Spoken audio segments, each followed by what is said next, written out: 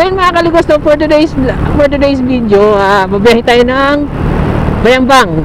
Nung nakaraan nga palang content ko, wala tayo talaga nakuhang may nakukuha tayong booking pero hindi ko alam bakit kinakancel eh. Pero ngayong araw na to, try pa rin natin na lumabas hanggang sa makilala kasi si Lala Move actually yan. Kumpleto naman na tayo ng gamit eh. Nakikita naman sa habang bumabiyahe tayo, meron na palang Lala Move na bumabiyahe dito sa area ng Pangasinan. Dito sa parting parting San Carlos and Bayambang, tsaka dito sa may Aguilar.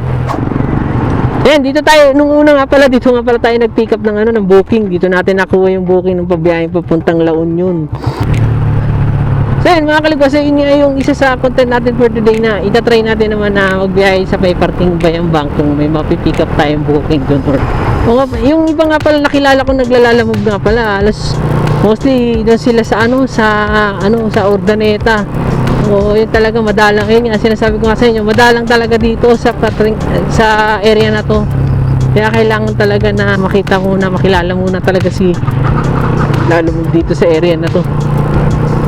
Kaya lumabas ulit ako, isa pa pala, may dadaling kasi akong item nga pala dun sa kamag-anak ng asawa ko. So sinabay ko na para hindi magastos sa gasolina, para isang isang takuan na lang at the same time mag-aabang na rin tayo doon sa parte na yun ng booking pag may nakuha tayo ng booking doon sa Bayambang.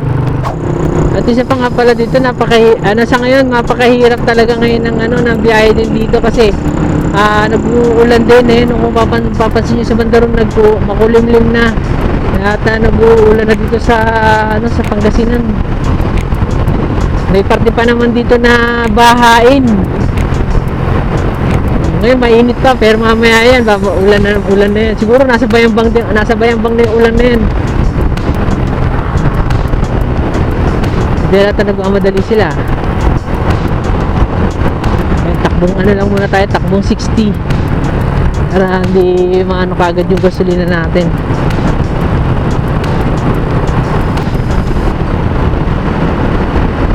Kaya mga kaligwas, balikan ko kayo kapag nasa Bayambang na area na tayo. Ayan mga kaligwas, may nasagap tayo na booking kaso hindi ko magkuha talaga ngayon sa totoo lang. Ayan, sorry talaga to sa nagbook. Gusto ko man siyang kunin kaso napakalayo talaga. Ayan Bautista papuntang San Simon sa Pampanga.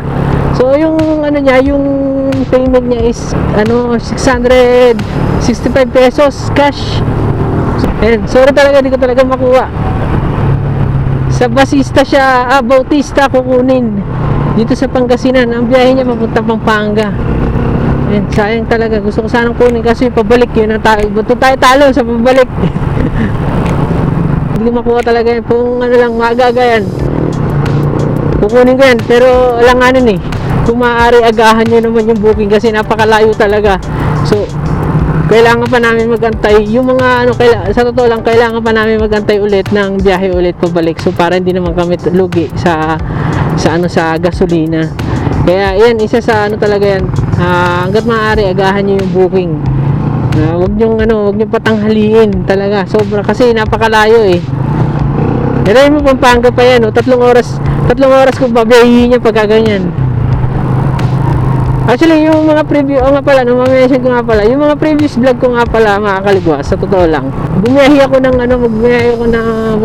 Pangasinan to Manila. So, magmula Pangasinan hanggang Pampanga pa lang, kulang 3 oras na yung biyahe. So, yung estimated talaga ng biyahe talaga kay papunta Pampanga. Kung dito na siguro, nakuha na natin yan. Kahit mababa lang. Ang oras ngayon alas 2 na. So kung bibilangin mo 2, 3, 4, 5 mga 4 o'clock nandun ka na sa Pampanga kung sisimulan mo siyang buyahin. 4, 5, 6, 7 mga 7 o'clock makakauwi ako ng bahay na ito sigurado. Kaya talaga nasubukan ko na talaga bumiyahe bumabiyahe ako ng Maynila. Makikita nyo sa mga previous vlog ko na bumabiyahe talaga ako ng malayo. Nasubukan ko na kasi nakaka-enjoy din sa totoo lang na bumiyahe ng malayo. Yun lang talaga ang ano lang doon, ang disadvantage lang doon talaga kasi una sa lahat, gabi, madilim yung kalsada, yung ibang parte ng kalsada rito, tsaka wala pang masyadong street light. Eh, syempre yung mga kasabayan mo, mga truck na malalaki, lalo na sa gabi. Kaya, yung mga kaliguas talagang, sobrang, kumbaga sana mahirap talaga yung biyahe din dito, lalo na kung magpapagabi ka, kung gagabihin ka umuwi. Kaya, yun mga kaliguas talaga, medyo ingat lang talaga sa biyahe dito sa, sa Pangasinan. Although maluwag yung, maluwag yung kalsada. Yun nga lang kasi yung mga kasabayan natin. Eh, sayang talaga, 665. Kung ngayon ko babiyahe ito, tapos tayo na ito. Anong oras talaga tayo makakauwi nito ng bahay? Next time ulit talaga. Next time makakuha tayo ng booking. Basta maaga lang. Katulad nung na-tsempuhan ko talaga yung sa San Fernando, La Union, na nag-book siya ng maaga. So kinuha ko talaga yung biyahe na yun. Eh dati kasi talaga nasubukan ko talaga, marami talaga ako nagbiyahe noon, lalo nandun pa ako sa Maynila. Nasubukan ko bumiyahe ng Batangas, ng Laguna, Cavite, sa Olongapo, nakabiyahe na ako dyan nung time nung nasa nasa Mubit pa ako. Pero yung pick up range pa namin 11 kilometers magmula doon sa location ko hanggang doon sa pick upan ko ng item. So 11 kilometers pa yung babagtasin ko bago ko makuha yung item. 130 kilometers yung babiyahin, so talagang almost 3 hours. Depende pa sa takbo mo yun. Lalo na din nga pala sa mga nakatira dyan sa may parting San Carlos, yan. Ay, may mga nagpapabuk talaga dyan na ang mga nakikita kong biyahe mo sa lalo mo pagka pumasok yung booking, puro La Union. Kaya yan, dyan sa mga taga San Carlos, kung magpapabiyahe kayo, agahan nyo. Kung magbubuk kayo, agahan ninyo. Wag yung alanganin yung oras na, kasi talagang hindi ko talaga hindi ko may babiyahin kahit na malaki yung amount yan. Kasi talaga napakadelikado rin yung kalsada rin dito, sa totoo lang. Napakaluwag niya, ang lalaki pa ng kasabay. Kaya nakakalagos na approaching na tayo ng Bayambang. So mamaya ulit, update ko kayo pagka may matanggap tayo na booking na dito lang muna.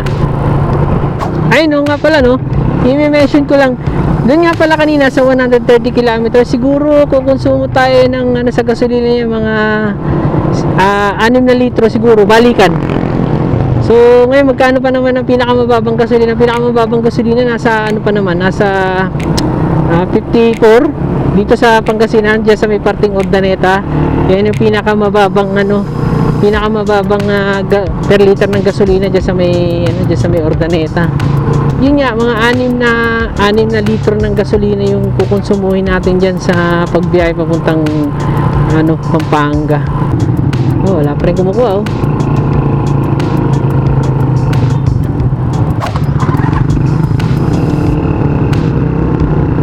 flat pala.